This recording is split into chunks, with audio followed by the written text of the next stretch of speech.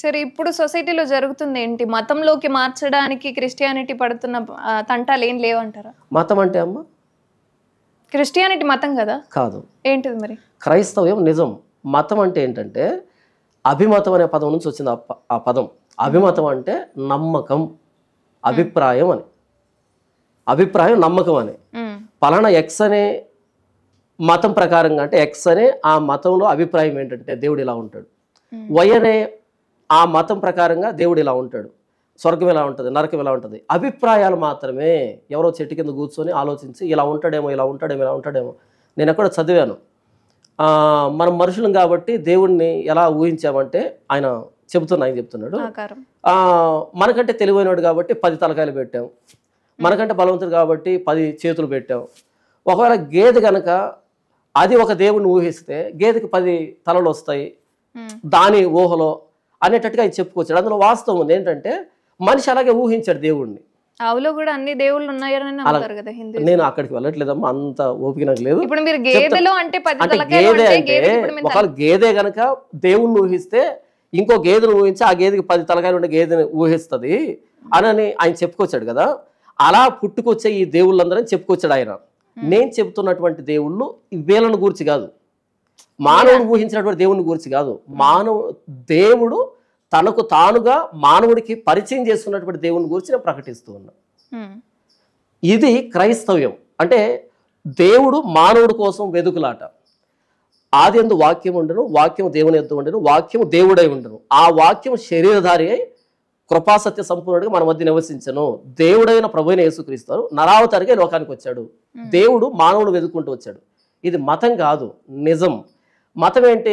మానవుడు దేవుని వెతకడం, ఆయన ఎలాగుంటాడు ఊహించడం మతం. క్రైస్తవం ఏంటి? దేవుడు మానవుడు వెతుక్కుంటూ వచ్చాడు, మానవుల మధ్యకి వచ్చాడు. ఇది నిజం. ఆయన ఎందుకు ఎత్తుకుంటూ రావాలి? మనం ఆయన పిల్లలం కాబట్టి, ఆయన మనల్ని చేశాడు కాబట్టి. ఎత్తుకుంటూ రావాల్సిన అవసరం ఏముంది పిల్లల దగ్గరికి? ఒక తల్లి ఒక కూతుర్ని పెంచింది, అంటే తను మోసపోయింది, కూతుర్ని పెంచింది. అంటే నాలాగా నా కూతురు మోసపోకూడదు అనేటట్టుగా పెంచింది. అంటే బయట ప్రపంచానికి సంబంధం లేకుండా పెంచింది. ఆ కూతురికి ఒక 14-15 సంవత్సరాల వయసు వచ్చింది. ఒకనొక రోజు తల్లి బయటికి వెళ్ళి ఇంటికి వచ్చేటప్పటికి ఆ కూతురు కనపడలే. తనకు అర్థమైంది తను బయటికి వెళ్ళిపోయిందని. ఆ తల్లి ఏం చేసిందంటే ఇక తనకున్నటువంటి డబ్బంతా తీసుకొని ఫోటో స్టూడియోకి వెళ్ళి తన ఫోటోలన్నీ తీసుకొని ప్రతి హోటల్లో, ప్రతి లాడ్జ్లో, ప్రతి రెస్టారెంట్లో, ప్రతి థియేటర్ దగ్గర ఆ ఫోటోలు అతికించడం ప్రారంభించింది. కొద్ది రోజులకి ఈ పాప అంటే కొన్ని సంవత్సరాల తర్వాత ఒకరోజు బాయ్ ఫ్రెండ్స్తో కలిసి ఆ లాడ్జ్ మెట్లు దిగి వస్తుండి వాష్రూమ్కి వెళ్ళి వస్తా అని చెప్పి వాష్రూమ్కి వెళ్ళింది. ఫేస్ వాష్ చేసుకొని అలా చూసినప్పుడు ఆ మిర్రర్ కార్నర్లో అమ్మ ఫోటో కనిపించింది. అమ్మ ఫోటో ఇలా తీయగానే ఏడుపు వచ్చింది. ఏడ్చేడ్చి ఇలా వెనకాల చూస్తే వెనకాల ఏముందంటే, అమ్మ నువ్వు ఎందుకు వెళ్ళావని నేను అడగను, ఎక్కడికి వెళ్ళావని నేను అడగను, ఏం చేసావని నేను అడగను, దయచేసి ఇంటికి రానుంది దాని వెనకాల, దయచేసి ఇంటికి రాను. మానవుని దేవుడు తన స్వరూపంలో తన పోలికలో చేశాడు, తన పోలికలో తన స్వరూపంలో చేశాడు. ఇది ఆదికాండం ప్రారంభంలో ఉంటుంది. అయితే ఆ మానవుడు పాపంలో పడిపోయి పాప పంకిలం అయిపోయి మలినం అయిపోయాడు, ఈ లోకంలో పడిపోయి. Very good. అలా పాపంలో తప్పిపోయినటువంటి మానవ జాతిని ఆ దేవుడు వెతుక్కుంటూ వచ్చాడు, తను వెతుక్కుంటూ వచ్చాడు. సిలువ మీద వేలాడుతున్నాడు, రండి నా దగ్గరికి, మీరు ఏం చేశారు నేను అడగను, మీ పాపలు ఒప్పుకుంటూ బాప్తిసం తీసుకోండి, నా రక్తంలో కడగబడండి, మరలా మిమ్మల్ని నేను ఏదైనా తోటలో ఎలాగైతే చేస్తానో అలా నీతిమంతులుగా పరిశుద్ధులుగా చేస్తాను. అది ఒకవేళ బాప్తిజం తీసుకోకపోతే ఈ మధ్య కోవిడ్ వచ్చింది కదమ్మా. కోవిడ్ వచ్చినప్పుడు ఈ కరోనా వచ్చినప్పుడు కోవిషీల్డ్ అని ఇంజెక్షన్ ఇచ్చారు కదా, 20,000 30,000 అమ్మారు కదా. లాస్ట్ చివరి స్టేజ్లో ఉన్నాడు, ఇంజెక్షన్ ఎక్కించాలని చెప్పారు. ఎక్కడో ఒక ఇంజెక్షన్ 20,000కి అది తీసుకొచ్చి ఇది ఎక్కించాలి పట్టుకోండు నేను వస్తానని చెప్పి వెళ్ళాడు. ఇది నన్ను ఎక్కడ కాపాడుతుంది, నేలకేసి కొట్టారు అనుకోండి, మీకు కోవిడ్ తగ్గుతుంది అంటారా? తగ్గదు కదా. అంటే ఇప్పుడు కోవిడ్ ఏదైతే ఉందో దాన్ని దేవుళ్లాగా ఇచ్చి ఆయన ఏదైతే మంది ఇస్తున్నాడో దాని ద్వారా వీళ్ళందరూ పరిశుద్ధులు అవుతారు. ఎందుకంటే నాకు నేనుగా నీతిమంతుడు కావడం సాధ్యం కాదు. ఎందుకు కాదు? దేవుడు స్వార్థపరుడు కాదు. నేను చెబుతాను, ఆయన స్వార్థపరుడు కాదు కాబట్టి ఆయన శిలువలో ప్రాణత్యాగం చేశాడు. ఆయన స్వార్థపరుడు కాదు కాబట్టి ఆయన శిలువలో ప్రాణత్యాగం చేశాడు. నాకు నేనుగా రోజుకి 3 సార్లు స్నానం చేయడం వలనో, లేకపోతే పట్టు వస్త్రాలు ధరించడం వలనో, లేకపోతే ఏంటేంటో కార్యక్రమాలు చేయడం వలనో నాకు నేనుగా నీతిమంతుని కావడం అన్నది అసాధ్యం. అది ఒకసారి ప్రాక్టీస్ చేయడం స్టార్ట్ చేస్తే అర్థమవుతుంది. బయట కనబరుచుకోవడం తప్ప నేను మంచోన్నని, అంతరంగంలో మంచోళ్ళం కాదు మనం. హృదయం అన్నిటికంటే మోసకరమైంది, అది ఘోరమైన వ్యాధి గలది, దాన్ని గ్రహించగలవాడేవాడని బైబిల్ చెప్తుంది. నీతిమంతులు లేడు, ఒక్కడు లేడు అని చెప్పబడుతుంది. ప్రతివాడు అరికాలు మొదలుకొని నన్నెత్తి వరకు ఎక్కడ స్వస్థత కొంచెమైనా లేదు. ఎక్కడ చూసినా దెబ్బలు, గాయములు, పచ్చిపుండ్లు, అవి కట్టబడలేదు, పెండబడలేదు, తైలంతో మెత్తన చేయబడలేదు. అంటే ఒక కుష్ఠరోగితో మన అంతరంగాన్ని వర్ణించింది బైబిల్. పాపం చేయమంటే చేస్తాం, కానీ పాపం ఎలా పోగొట్టుకోవాలో మనకై తెలియదు. మనం పెట్టుకున్న పద్ధతులు మనం విమోచించలేము. కాబట్టి దేవుడే తనకు తానుగా వచ్చి మనల్ని పరిశుద్ధపరచాలి. అది బాప్తిసం ఏంటంటే అవుట్వర్డ్ ఎక్స్ప్రెషన్. అంటే నేను యేసు ప్రభువును అంగీకరిస్తున్నానని బహిరంగ ప్రకటన బాప్తిసం అన్నది.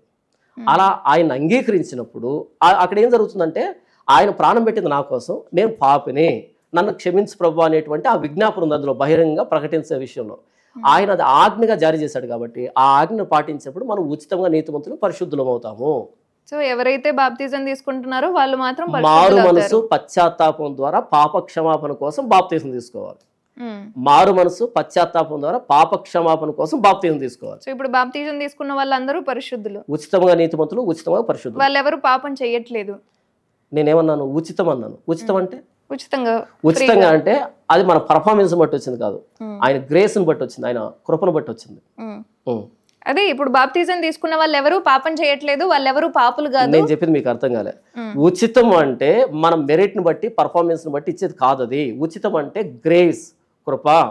32 మార్క్స్ 30 పైబడి తీసుకుంటే వచ్చే 30 దాటింది అనుకోండి, 35కు క్రాస్లో ఉన్నాడు, బార్డర్లో ఉన్నాడు, గ్రేస్ మార్కేస్ పాస్ చేయండి అని గవర్నమెంట్ ఒక ఆర్డర్ పాస్ చేసింది అనుకోండి. వీడికి 32 వచ్చాయి, 3 యాడ్ చేసి 35 పాస్ చేసేస్తారు.